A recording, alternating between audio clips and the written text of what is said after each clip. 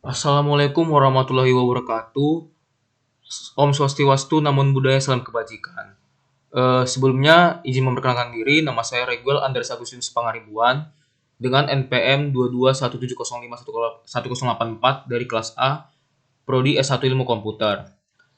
Di sini saya akan menjelaskan tugas prasyarat UAS pengantar organisasi komputer. Di mana di situ saya akan menjelaskan tentang struktur dan fungsi CPU, set instruksi, penyajian data, teknik atau mode pengalamatan, pengorganisasian memori, bus sistem, input-output, dan bagaimana program CPU berjalan. Yang pertama itu dari struktur dan fungsi CPU sendiri. CPU ini merupakan komponen terpenting dari sistem komputer, di mana CPU ini juga terdiri dari dua bagian utama, yaitu control unit atau unit kendali dan unit aritmatika dan logika atau ALU. CPU sendiri sebenarnya masih terbagi atas beberapa komponen yang saling bekerja sama untuk membentuk suatu unit pengolahan di samping itu. Di mana yang dia berukuran lebih kecil sebagai alat penyimpan yaitu disebut sebagai register. Yang kedua itu ada komponen utama penyusun CPU. Nah, di sini komponen utama penyusun CPU ini ada 4, yaitu Arithmetic and Logic Unit atau ALU, ada Control Unit, ada Registers, dan ada CPU Interconnections. Kemudian ada aksi CPU ini, ada aksi CPU untuk 6 memory atau RAM, CPU 6 I/O pengolahan data dan kontrol, di mana masing-masing ini perpindahan data dari CPU dari memori dan sebaliknya, di mana CPU 6 I/O ini perpindahan data dari CPU ke modul, pengolahan data membentuk sejumlah operasi aritmatika dan logika, kontrol yaitu instruksi untuk pengolahan fungsi atau kerja. Untuk fungsi CPU sendiri itu ya fungsinya sebagai kalkulator, kalkulasi yang dimana CPU ini lebih kuat dalam pemrosesannya. Fungsi utamanya ya itulah melakukan operasi aritmatika dan logika terhadap data yang diambil dari memori atau dari informasi yang telah dimasukkan melalui beberapa perangkat keras seperti keyboard, scanner, joystick, dan lain-lainnya. Kemudian ada set instruksi. Set instruksi yaitu sering disebut sebagai bahasa mesin atau assembly ya, yang kita kenal dengan sekarang dalam bentuk biner, di mana ini adalah cakupan untuk konsumsi manusia atau biasanya disebut programmer, di mana sebuah instruksi ini terdiri dari sebuah opcode, biasanya bersama dengan beberapa informasi tambahan seperti dari mana asal operan, dan kemana hasil-hasil yang akan ditempatkan. Kemudian ada format instruksi biner. Misalnya ada dengan dua alamat operan yaitu ADD, A dan B, di mana A dan B adalah suatu alamat register. Di mana ada beberapa simbol instruksi yaitu ADD untuk menjumlahkan, sub untuk mengurangkan, MPY untuk multiply mengalihkan, div membagi, load data dari register atau memori, store simpan data, move memindahkan data, SHR shift kanan data, dan SHL shift kiri data. Kemudian untuk cakupan jenis instruksi ini ada 4. Yang pertama itu data processing, ada data storage, ada data movement, dan ada program flow control, di mana ini masing-masing memiliki cakupan yaitu arithmetic, data processing, ada logic, ada konversi data, data storage, ada transfer data, store atau move dan sebagainya, data movement ada I/O, program flow control, jump dan hold. Kemudian ada penyajian data.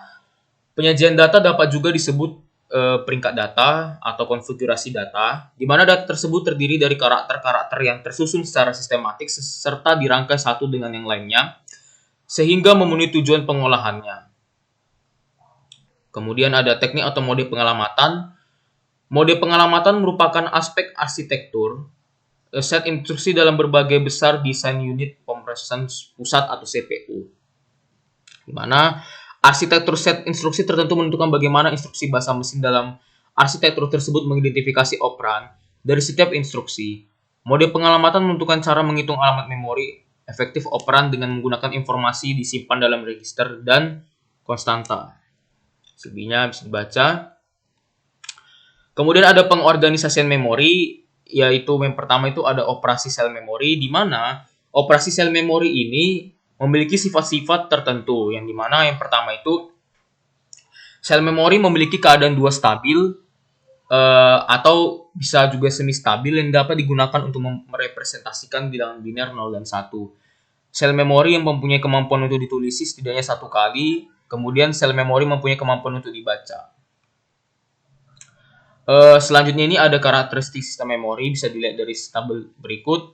Ada karakteristik dari lokasi, ada kapasitas, satuan transfer, metode akses, kinerja, tipe fisik, dan karakteristik fisik. Di mana untuk lokasi ada CPU, keterangannya ada internal, ada eksternal. Untuk kapasitas ada ukuran dan jumlah word. Untuk satuan ada word dan block. Untuk metode akses ada sequential search, direct access, random access, associative access. Untuk kinerja ada access time, cycle time, transfer rate. Untuk tipe fisik ada semikonduktor, magnetik, dan karakter fisik ada volatile. Kemudian untuk spesifikasi memori, di sini ada tipe memori, ada cache memori, ada memori utama, ada disk magnetik, ada disk optik, ada pita magnetik. Teknologi yang digunakan untuk cache memori yaitu semikonduktor RAM dengan ukuran 128 sampai 512 KB dengan waktu akses 10 nanosecond.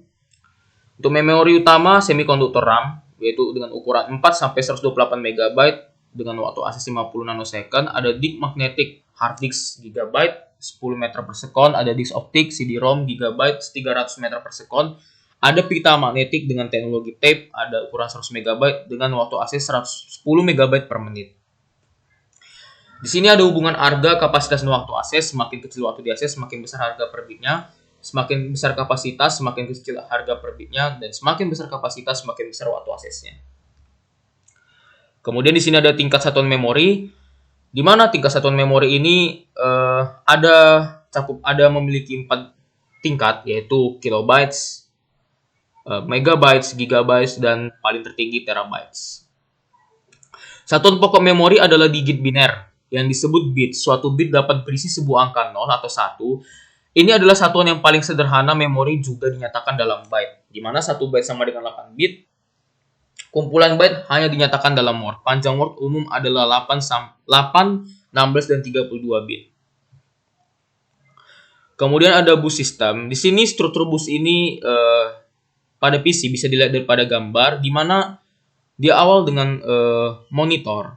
Monitor akan mengirimkan ke graphic controller pada sistem PCI bus, di mana ini merupakan IDE disk controller yang mencakup 4 disk, dan ada pada prosesor yang mencakup dua prosesor, yaitu cache dan memory. Kemudian ada bridge memory controller, dan ada expansion bus, dan ada SCSI controller. Bisa dilihat dari gambar. Kemudian ada sistem input output. Nah, untuk sistem input output ini yang pertama itu ada masukan input. Nah, pada masukan ini dia akan mengirimkan sinyal prosesor atau CPU, yang kemudian dia akan mengirimkan kembali kepada penyimpanan atau memori. Lalu memori akan mengirimkan kembali ke prosesor, lalu akan mengirimkan hasil keluaran yang akan di output, ya. Hasil keluaran tersebut ya berupa pada layar monitor. Di sini saya akan menjelaskan bagaimana program CPU berjalan. Yang pertama dari jelaskan menu text editornya. Di sini saya sudah berada pada Logisim. Nah, di sini CPU 8 bit. Ya, kita mulai saja simulasinya. Kita start dulu. Nah, di mana dia akan menampilkan di sini Logisim 8 bit CPU. Nah, di sini saya akan menjelaskan yaitu tentang ALU tester dan TXT text editor. Langkah pertama itu saya akan menjelaskan tentang bagian-bagian ini dulu. Ya, ada ROM, ada RAM, ada Logisimnya, ada disk, ada keyboard. Misalkan kita pilih text editor, kita pilih 4. Maka text editor ini akan menampilkan option, yaitu ada option untuk exit, ada open file, ada add new file. Nah, kita pilih salah satu optionnya, kita pilih 2. Sini. Nah, di sini akan menambahkan file number. Untuk menginput nama dan npm kita pilih angka 1. Nah, kemudian di sini kita menuliskan nama saya dulu, nama saya Reguel Pangaribuan. Pangaribuan.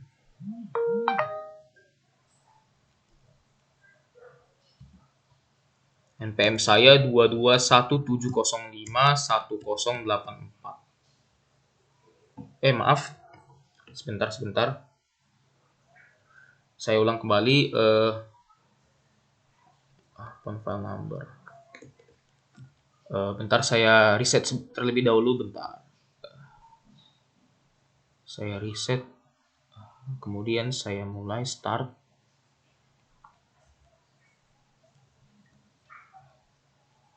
Tadi ada beberapa kendala sedikit.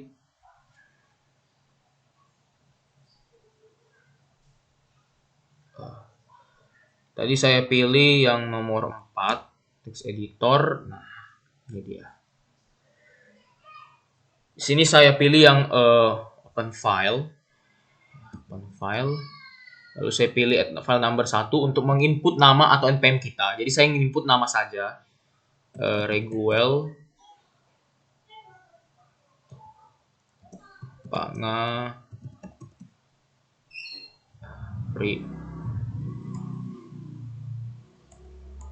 Reguel Andreas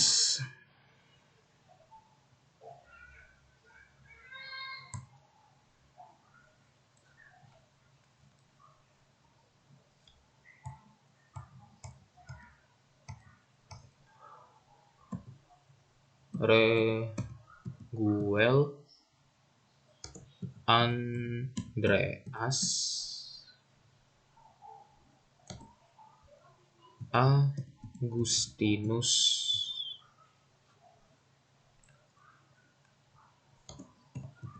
Pangaribuan. Nah, di sini saya sudah menambahkan nama saya.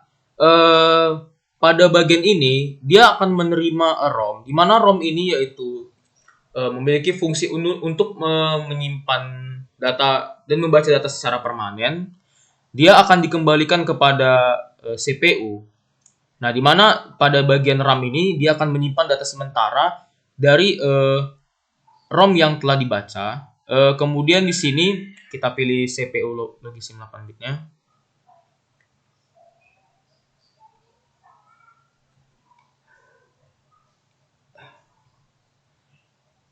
Di mana dia di sini akan menampilkan juga untuk ukuran disknya. Di mana disk ini dia akan menampilkan hasil yang telah diinput dari Logisim. Misalkan. Nah, ini dia. Nah, pada bagian control unit, di mana tadi kita menginput nama kita, di mana ada keyboard, ada bus data, dan ada ROM-RAM. Di mana control unit ini dia akan mengirim penyimpanan utama, penyimpanan sementara ke RAM. Lalu RAM akan mengontrol kepada RAM akan mengontrol kepada ROM, di mana ROM ini nanti akan sebagai penyimpanan dan menyimpan dan membaca data secara permanen. Ini adalah bagian hasil data yang telah dibaca, di mana dia akan mengembalikan kembali kepada control unit, di mana nanti control unit ini sebagai seperti dalam ini, di mana control unit itu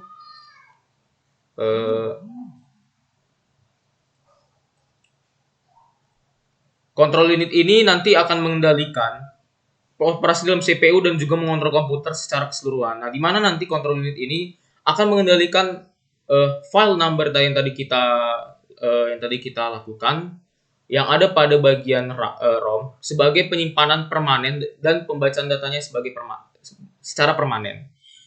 Kemudian kita go to out state. Nah, ya, kita show attribute. Kita kembali tadi ke sini. view CPU. Nah, ini dia akan ini kita ke kontrol ini. Kita lalu kita kembali lagi. Oke. Kemudian saya akan menjelaskan, kita reset dulu terlebih dahulu. Nah, kan di sini akan berjalan. Nah, ini adalah program kontrol untuk menentukan, untuk membaca data yang telah disimpan yang ada dalam Dixia.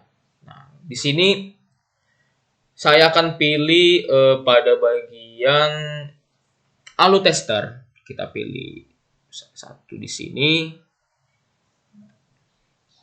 Maka dia akan berubah tampilannya kepada ALU. Di mana ALU tester ini memiliki implementasi operasi ada 6, yaitu ada AND, ada OR, ada XOR, ada NOR, ada ADD, ada SUB. Nah, di mana tadi kan kita lihat pada PPT, di sini ada dijelaskan mana tadi ya? Nah, ini ADD itu untuk menjumlahkan. Jadi dia di sini untuk menjumlahkan operasi, OR di sini untuk menyamakan operasi. Di sini XOR untuk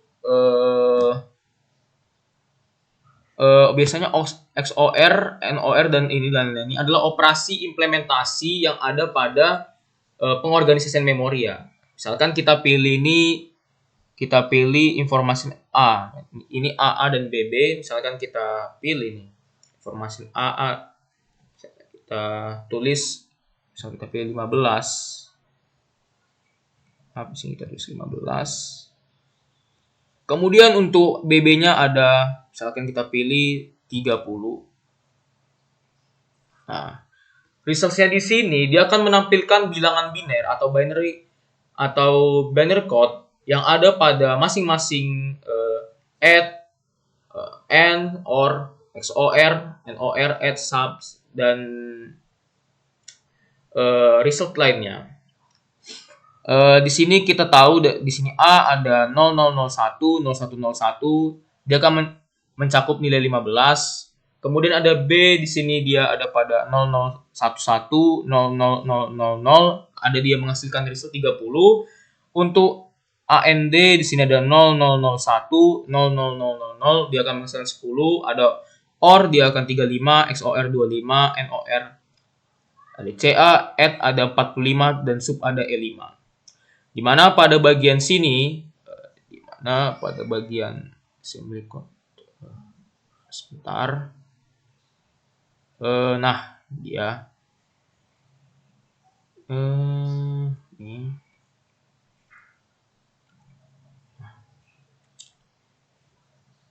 Di mana logis SIM ini yang ada pada 8-bit CPU ini kan tadi menjelaskan ada 3 pengendali utama pada CPU, yaitu control unit, ada register, ada ALU, dan ada program instruksi change, decoder, instructions.